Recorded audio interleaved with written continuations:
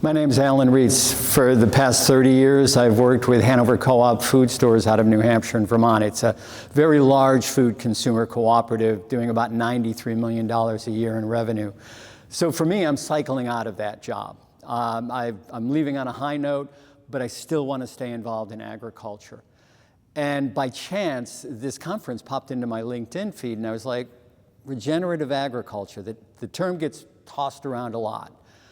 But I wanted to learn more, and so I did some research. So for me to invest in my understanding of the food sector, this conference checked so many boxes. So I found out within the first 3 or 4 hours of being here and going on today's tour that it was already setting me up to really understand what regenerative agriculture truly means and how I might be able to make a difference.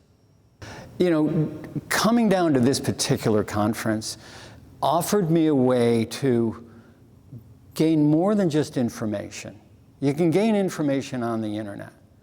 I needed to gain insight. I needed to understand who's doing work in this space, what they are bringing into the conversation, and how I can bring my 30 years working in a space where the food system meets the consumer, at the dairy door, in the produce department, in the meat department. Because without our local and regional farmers, the small and mid-scale producers, we're sunk. And I don't mean that lightly. We're left with a commodity food industry that no one really knows what's going on.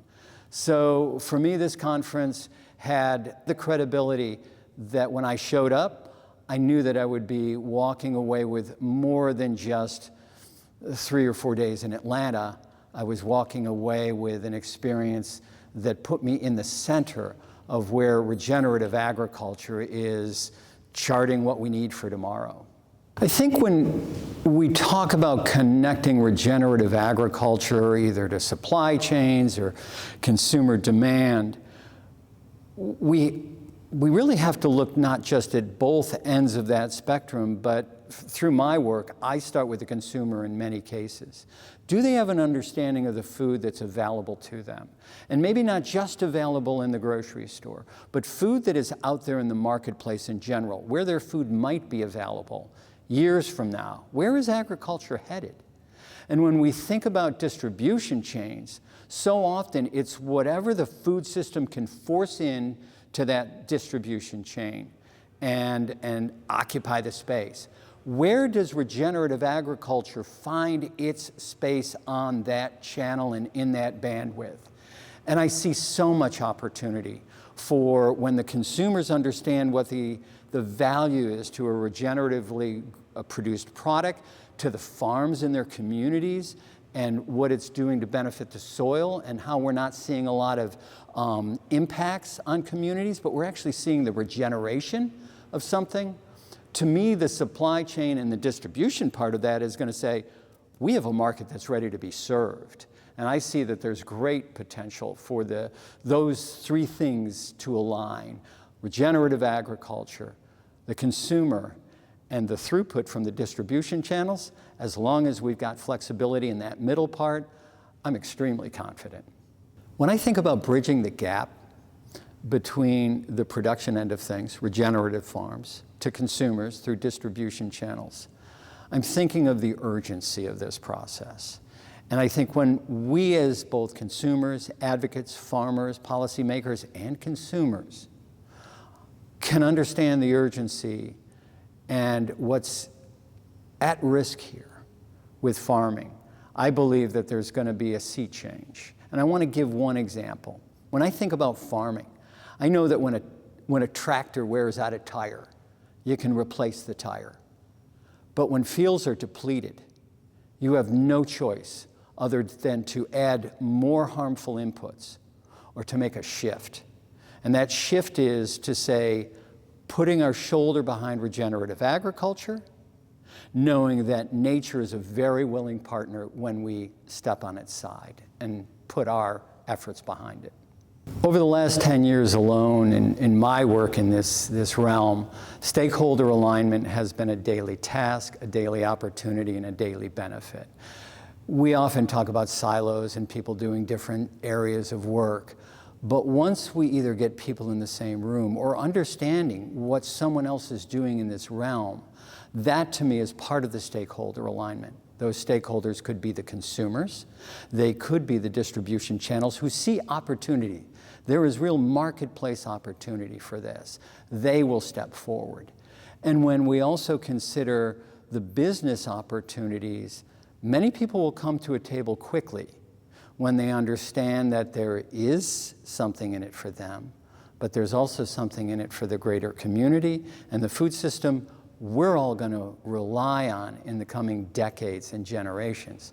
So to me, if you value any of those things, aligning is an easy task to begin the hard work that is ahead. Without transparency, where does trust come from? So to have transparency lacking or in question in any of this work hinders our efforts, hinders our progress, causes distraction. So if we can be transparent and upfront with people, even people that we may not necessarily align with, I think when you start with transparency and assume goodwill and assume that we're all seeking a common benefit, transparency is the bond that any relationship should be built on and any worthy relationship will last upon.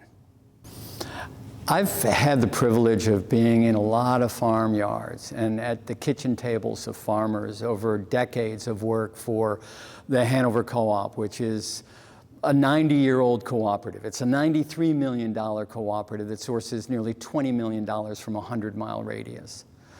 But without those farmers, we're just kind of a cool grocery store and not a lot else. To me, the local and regional food system is kind of like a backup generator when the power grid goes down. New England's never going to feed the nation. It would have a hard time feeding New England. But I'll tell you what, when the pandemic hit, Hanover Co-op stores and cooperatives all over this country knew the first names of their growers, had frequently planned the harvest. They have the cell phone numbers of local livestock producers. When people during the pandemic came into our stores, there were no restrictions on supplies. They knew where the food was, they knew who they could count on, and the farmers were there. I think every region of the country needs this. It's not just the New England sector. It can be areas of the country where food production is feeding the world. But if they can't feed their neighbors, and it's hard to find an onion or a good steak or the proteins that your family needs, then we don't have a food system that works for everybody. Like I said, it's kind of like a power grid. When the grid goes down, you need a backup generator. New England's building it, the Northeast is. I see it in the Southeast, I see it in different parts of the country. We need more of it because the whole system's still pretty fragile.